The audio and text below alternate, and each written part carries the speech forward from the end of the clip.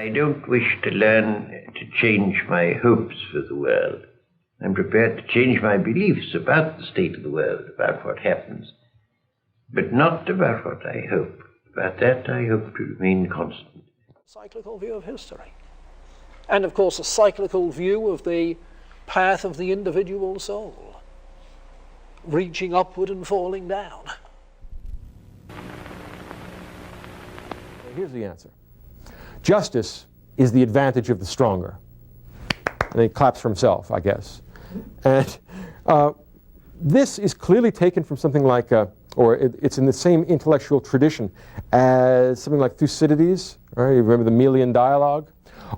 Any of the power politics that happened or that are found in Greece during the age of the Peloponnesian War. The idea is that politics and morality are completely separate, completely different. Morality has no application to politics. There's only winners and losers in politics. In some ways, Thrasymachus' argument that justice is the advantage of the stronger is a prefiguration of the kind of political stance that will be taken by Machiavelli or Nietzsche, or in some ways, in a more attenuated way, Hobbes. The idea being that the physical world is, or that the political world is a subset of the physical world and it knows no moral law. What their good is, if they don't know what's really in their interest, well then I don't mean those people are true legislators. The true legislator is the man or group of men that knows what his interests are and legislates in those interests. In other words, it's a funny sort of a move that Thrasymachus makes here.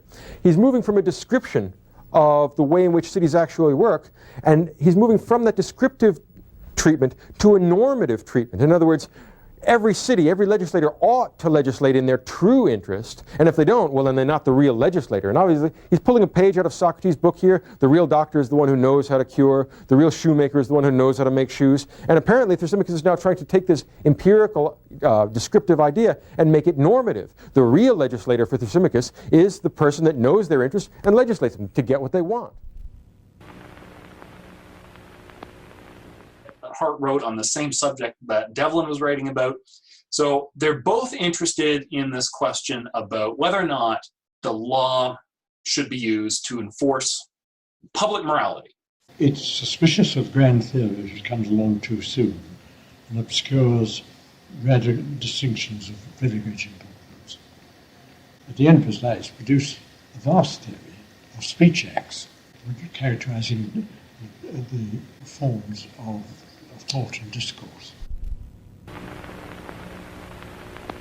Human beings, amongst all the biologicals, has the most extraordinary sorting capability, which is that of the mind, which in principle then can do that. So I'd say, if you invent a very complex machine such as the Boeing 747, you have to have a whole lot of instruments.